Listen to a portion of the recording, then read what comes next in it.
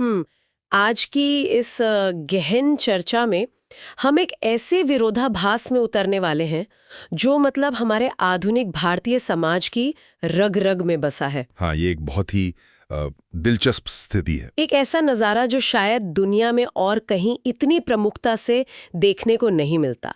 मतलब आज के हमारे स्रोत जो हैं वो आधुनिक भारतीय समाज और मनोविज्ञान के गहरे विश्लेषण पर आधारित हैं।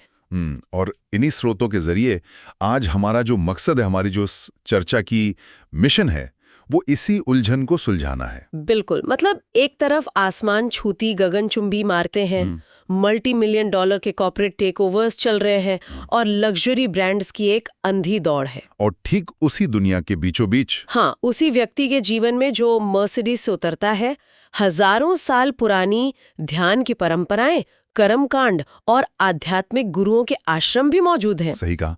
और अगर हम इसे सिर्फ ऊपर से देखें तो ये एक बहुत बड़ा पाखंड या जिसे हम हिपोक्रेसी कहते हैं वो लग सकता है।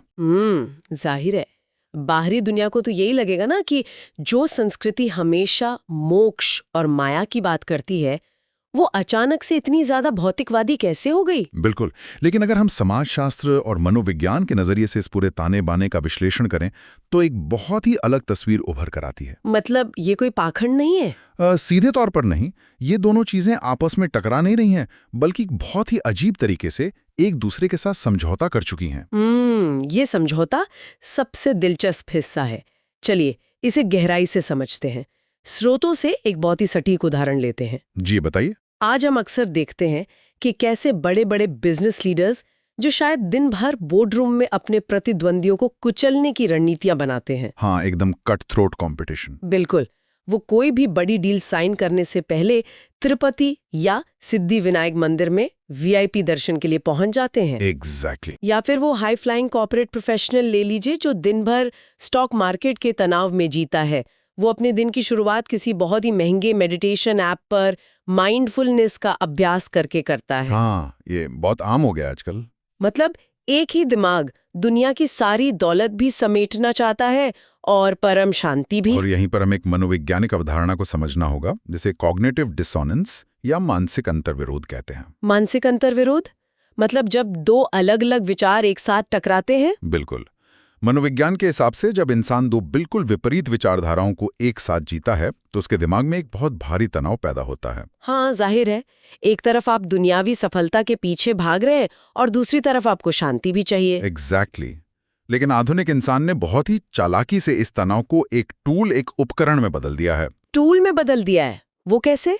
वो अपनी आध्यात्मिक प्रथाओं का इस्तेमाल ज्ञान प्राप्ति के लिए नहीं कर रहा है, वो इसका इस्तेमाल अपनी भौतिक महत्वाकांक्षाओं के कारण पैदा हुए तनाव को मैनेज करने के लिए कर रहा है। ओहो, मतलब जब वो सीईओ सुबह ध्यान करता है तो वो संसार को त्यागने की तैयारी नहीं कर रहा है। एकदम नहीं। वो दरअसल अपने दिमाग को शांत कर रहा है ताकि वो ऑफिस जाकर और भी ज्यादा आक्रामकता से काम कर सके। बाप रे। हाँ, आध्यात्मिकता यहाँ एक तरह का परफॉर्मेंस एनहांसर बन गई है। लेकिन मैं यहाँ थोड़ा असहमत होना चाहूंगी। क्या ये अपने आप में एक बहुत बड़ा पाखंड नहीं है? मुझे लगता है हम इसे कुछ ज्यादा ही आसानी से सही ठहरा रहे हैं। आपका क्या मतलब है? अगर कोई व्यक्ति मंदिर से निकलकर अपने कर्मचारियों का शोषण कर रहा है या सिर्फ अपनी बैलेंस शीट चमकाने के लिए अनैतिक फैसले ले रहा है, तो वो 15 मिनट का ध्यान या मंदिर का दान उसे आध्यात्मिक कैसे बनाता है? ये तो ऐसा हुआ कि आपने अपने अपराध बोध को कम करने के लिए भगवान को ही अपना बिजनेस पार्टनर बना लिया हो। यह एक बहुत ही जायज सवाल है और स्रोतों में भी इसी बिंदु पर सबसे ज्यादा आलोचना की गई है। ये सच है कि कई मामलों में ये सिर्फ अपराध बोध को शांत करने का एक तरीका है, एक तरह का मनोवैज्ञानिक लेन देन। बिल्कुल, एक साइकोलॉजिकल ट्रांजैक्शन। लेकिन अगर हम थोड़ा गहराई में जाएं तो इसका एक ऐतिहासिक और सांस्कृतिक आधार भी है जिसे नजरअंदाज नहीं किया जा सकता। प्राचीन भारतीय दर्शन के संदर्भ में? जी हाँ, अगर हम इसे बड़े परिप्रेक्ष्य से जोड़कर देखें तो भारतीय दर्शन में कभी भी धन कमाने को पाप नहीं माना गया। ये एक बहुत बड़ा मिथक है कि हमारी प्राचीन परंपराएं सिर्फ झोला उठाकर हिमालय चले जाने की बात करती हैं। एग्जैक्टली कह रही हैं आप। अगर हम प्राचीन पुरुषार्थ के मॉडल को देखें तो जीवन के 4 मुख्य लक्ष्य बताए गए हैं: धर्म, अर्थ, काम और मोक्ष। एग्जैक्टली। इसमें अर्थ यानी धन या भौतिक समृद्धि और काम यानी इच्छाओं की पूर्ति, इन दोनों को जीवन का अभिन्न और जरूरी हिस्सा माना गया है। तो प्राचीन ब्लूप्रिंट में कभी भी सफलता या समृद्धि का विरोध नहीं किया गया। बिल्कुल नहीं। राजा महाराजाओं के पास अथाह संपत्ति होती थी, लेकिन उस मॉडल में एक चेक एंड बैलेंस था। वो संतुलन क्या था? जो अर्थ और काम था वो धर्म के दायरे में होना चाहिए था।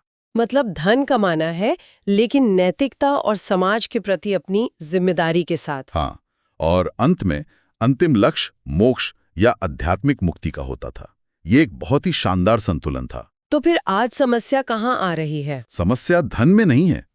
समस्या ये है कि आधुनिक समाज ने इस अर्थ को धर्म से अलग कर दिया है। सिर्फ अर्थ ही रह गया है। हाँ, आज धन कमाना ही अपने आप में अंतिम लक्ष्य बन गया है। और यही वो जगह है जहां मुझे लगता है कि चीजें पटरी से उतर गई हैं, क्योंकि आज के समय में सफलता की परिभाषा बहुत बदल चुकी है। बिल्कुल।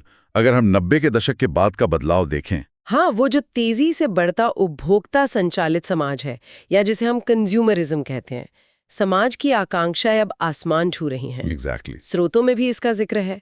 शहर के सबसे पॉश इलाके में एक पेंटहाउस, गैराज में 3 लग्जरी गाड़ियां, हर साल यूरोप की छुट्टियां। हाँ, आज ये सब सिर्फ इच्छाएं नहीं रही हैं। बिल्कुल नहीं, ये स्टेटस सिंबल बन गए हैं। और इसके बिना लोग खुद को असफल मानने लगे हैं। और इसी अंधी दौड़ ने एक नए तरह के संकट को जन्म दिया है। यहाँ बात सच में बहुत दिलचस्प हो जाती है कि इन सब आधुनिक आकांक्षाओं के बावजूद लोग आध्यात्मिकता को छोड़ना नहीं चाहते। लेकिन यहीं पर अक्सर वो पुराना संतुलन एक टकराव या कॉन्फ्लिक्ट में बदल जाता है। जब आपकी पूरी पहचान इस बात पर टिकी हो कि आप क्या पहनते हैं या कौन सी गाड़ी चलाते हैं, तो अंदर से एक बहुत बड़ा खालीपन पैदा होता है। क्योंकि ये भौतिक चीजें स्थायी खुशी तो दे नहीं सकती। सही कहा। और यहीं पर वो अजीबोगरीब टकराव शुरू होता है। इंसान इस खालीपन को भरने के लिए वापस आध्यात्मिकता की तरफ दौड़ता है। लेकिन दुर्भाग्य से वो आध्यात्मिकता को भी एक कंज्यूमर प्रोडक्ट की तरह ही इस्तेमाल करने लगता है। कई बार आध्यात्मिकता का असली रूप ही बदल जाता है। बिल्कुल। और स्रोतों में इसे स्पिरिचुअल मटीरियलिज्म का नाम दिया गया है। हाँ, आध्यात्मिक भौतिकवाद। ये देखना बहुत ही हास्यास्पद होता है। जैसे लोग 15,000 रुपए के डिजाइनर योगा पैंट्स पहनकर एक 5 स्टार रिजॉर्ट में आयोजित आध्यात्मिक रिट्रीट में हिस्सा लेने जाते हैं। हाँ। और वो भी किस लिए? ताकि वे अपने अहंकार यानी ईगो को त्याग सके। मतलब आप अपने ईगो को त्यागने के लिए भी एक ऐसा रास्ता चुन रहे हैं जो आपके सोशल स्टेटस को और बढ़ाए। ये एक बहुत ही तीखा लेकिन बिल्कुल सच उदाहरण है ना? जब आध्यात्मिकता का बाजारीकरण हो जाता है तो असली आंतरिक जागरूकता कहीं बहुत पीछे छूट जाती है। ये सिर्फ एक चेकलिस्ट बनकर रह जाती है, सिर्फ अनुष्ठानों और परंपराओं तक सीमित। एग्जैक्टली। लोग भारी भरकम दान देते हैं, बड़ी बड़ी पूजाएं करवाते हैं, लेकिन रोजमर्रा के जीवन का क्या? वो वैसे ही रहता है। हाँ, वो फिर वापस उसी गलाकाट प्रतिस्पर्धा में लौट आते हैं। मंदिर में जो शांति वो ढूंढने गए थे, वो मंदिर की सीढ़ियों पर ही छूट जाती है। बाहरी दिखावे और अंदर की हकीकत के बीच एक बहुत बड़ी खाई बन जाती है। बिल्कुल। व्यक्ति बाहर से बहुत शांत और धर्मपरायण दिखता है, लेकिन अंदर से वो उसी एंजाइटी, उसी तनाव और दूसरों से तुलना करने की बीमारी से जूझ रहा होता है। मुझे लगता है कि सबसे बड़ी विडंबना यही है। मतलब हम सोशल मीडिया पर अपनी स्पिरिचुअल जर्नी के पोस्ट डालते हैं। हाँ, डिजिटल दिखावा। विपाशना से लौटते ही सबसे पहला काम फोन ऑन करके ये देखना होता है कि कितने लोगों ने हमारी डिजिटल डिटॉक्स वाली पोस्ट को लाइक किया। सही कहा। हमारा अहंकार कॉर्पोरेट टाइटल से हटकर अब इस बात पर आ जाता है कि मेरा आध्यात्मिक गुरु तुम्हारे गुरु से ज्यादा सिद्ध है। प्रतिस्पर्धा खत्म नहीं होती, बस उसका मैदान बदल जाता है। और यहीं पर यह समझना बहुत जरूरी हो जाता है कि आखिर इंसान ये सब कर क्यों रहा है, क्यों कर रहा है। इन सब दिखावों के बावजूद एक बहुत ही गहरी और प्रामाणिक खोज भी चल रही है। अर्थ की खोज। हाँ, यहाँ जो बात सबसे हैरान करने वाली है और जो स्रोतों से सबसे महत्वपूर्ण निष्कर्ष निकल कर आता है, वो ये है कि जैसे जैसे समाज भौतिक सफलता की तरफ तेजी से बढ़ता है, हाँ, वैसे वैसे लोगों में आंतरिक अर्थ खोजने की ललक भी उतनी ही बढ़ जाती है। ये बात कुछ हद तक हेडोनिक ट्रेडमिल जैसी लगती है। थोड़ा समझाएंगे इसे। मतलब आप दौड़ रहे हैं, एक के बाद एक चीजें खरीद रहे हैं, लेकिन खुशी के मामले में आप वहीं के वहीं खड़े हैं। एग्जैक्टली। एक नई कार आपको एक हफ्ते तक खुश रखती है, फिर वो नॉर्मल हो जाती है, फिर आपको उससे बड़ी कार चाहिए। हाँ, वो लूप कभी खत्म नहीं होता।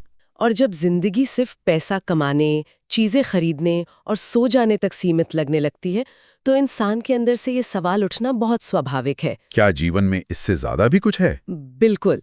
क्या जिंदगी का कोई और गहरा मतलब नहीं है? और दिलचस्प बात यह है कि ये सवाल अक्सर तब नहीं उठता जब इंसान संघर्ष कर रहा होता है।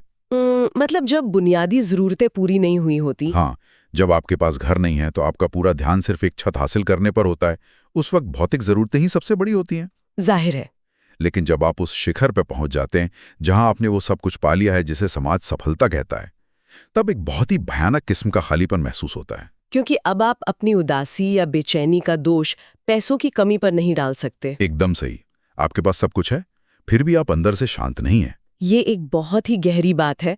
मतलब सफलता ही वो आईना है जो हमें हमारी असली स्थिति दिखाता है। बिल्कुल। जब तक सफलता नहीं मिलती तब तक एक भ्रम रहता है कि बस एक बार प्रमोशन मिल जाए या वो बड़ी डील क्रैक हो जाए तो जिंदगी सेट हो जाएगी। हाँ, एक इल्यूजन रहता है। लेकिन जब वो सब मिल जाता है और अंदर का शोर फिर भी शांत नहीं होता, तब असल में व्यक्ति की आंखें खुलती हैं। और यहीं से सच्ची आध्यात्मिक खोज की शुरुआत होती है। जब वो समझ जाता है कि बाहरी चीजें आंतरिक घावों को नहीं भर सकती। ये विरोधाभास आधुनिक इंसान की सबसे बड़ी त्रासदी भी है और सबसे बड़ा अवसर भी। अवसर कैसे? क्योंकि भौतिक सफलता इंसान को उसकी सीमाओं का एहसास करा देती है। इसके बाद जो खोज शुरू होती है वो सिर्फ दिखावे या अनुष्ठानों तक सीमित नहीं रहती। तब वो सच में गहराई में उतरता है। हाँ, तब व्यक्ति सच में ये समझना चाहता है कि उसके अस्तित्व का वास्तविक अर्थ क्या है। वो अपने रोजमर्रा के जीवन में, अपने काम में, अपने रिश्तों में जागरूकता लाने की कोशिश करता है। तो अगर हम इस पूरी चर्चा के धागों को एक साथ पिरोने की कोशिश करें तो इस सब का असल में क्या मतलब है? निष्कर्ष के तौर पर हाँ, स्रोतों से जो अंतिम निष्कर्ष प्रस्तुत होता है वो ये है कि असली सवाल ये नहीं है कि पैसा सही है या आध्यात्मिकता। पैसा या भौतिक सफलता अपने आप में कोई विलन नहीं है, और ना ही आध्यात्मिकता कोई ऐसा जादुई उपाय है जो बस आंखें बंद करने से मिल जाएगा। बिल्कुल। असली चुनौती ये है कि क्या हम बाहरी सफलता के साथ साथ अपने भीतर की जागरूकता को भी विकसित कर पा रहे हैं, और क्या हम इन दोनों के बीच वो प्राचीन संतुलन वापस ला सकते हैं। यही वो संतुलन है जिसकी आज सबसे ज्यादा जरूरत है। हाँ, और यही संतुलन ही वो चाबी है जो जीवन को सिर्फ सफल ही नहीं बल्कि सार्थक भी बनाती है। सही कहा। सफलता तभी सार्थक है जब वो आपको अंदर से भी समृद्ध करे। अगर आप बाहर से एक साम्राज्य खड़ा कर रहे हैं लेकिन अंदर से हर पल असुरक्षा और डर में जी रहे हैं तो वो सफलता खोखली है। यह विचार सुनने वालों को अपनी जिंदगी में झांकने के लिए प्रेरित करता है। क्या हम जीवन में जो भी अनुष्ठान कर रहे हैं, चाहे वो ऑफिस का काम हो या ध्यान का अभ्यास, क्या हम सच में संतुलन पा रहे हैं या हम सिर्फ एक मशीन की तरह आदतों का पालन कर रहे हैं? बिना जागरूकता के पाई गई सफलता शायद एक बहुत ही सजावटी सोने के पिंजरे से ज्यादा कुछ नहीं है। बिल्कुल सही। लेकिन चर्चा को समाप्त करने से पहले इस पूरे विश्लेषण से एक बहुत ही दिलचस्प और शायद थोड़ा उत्तेजक विचार भी जन्म लेता है। हाँ, और ये एक ऐसा विचार है जो इस पूरे समीकरण को देखने का नजरिया ही बदल सकता है। वो क्या है? हम हमेशा ये मानते आए हैं कि भौतिकवाद और आध्यात्मिकता एक दूसरे के कट्टर दुश्मन हैं। बचपन से ही सुना है। लेकिन अगर हम आज की इस चर्चा के सबसे गहरे निष्कर्ष को देखें, हाँ, अगर ये सच है कि भौतिक चीजों के ढेर के ऊपर बैठकर जो खालीपन महसूस होता है, वही खालीपन इंसान को जीवन का असली अर्थ खोजने पर मजबूर करता है, तो क्या ऐसा हो सकता है कि भौतिकवाद आध्यात्मिकता का दुश्मन नहीं है? क्या यह संभव है कि भौतिकता की उस चरम सीमा तक पहुंचना, उस खालीपन को पूरी तरह से महसूस करना ही सच्ची आध्यात्मिक जागृति की ओर ले जाने वाली पहली और सबसे जरूरी सीढ़ी हो? बाप रे, ये एक ऐसा विचार है जो सच में दिमाग के तार हिला देता है ना? क्या ये संभव है कि जो रास्ता हमें मंजिल से दूर ले जाता हुआ दिखता है, असल में वही रास्ता हमें घुमाकर असली मंजिल तक पहुंचा रहा हो? ये सोचने वाली बात है। शायद असली सवाल यही है जिस पर बहुत गहराई से मनन करने की जरूरत है। इसी विचार के साथ हम आज की इस गहन चर्चा का यहीं समापन करते हैं। बहुत बहुत शुक्रिया।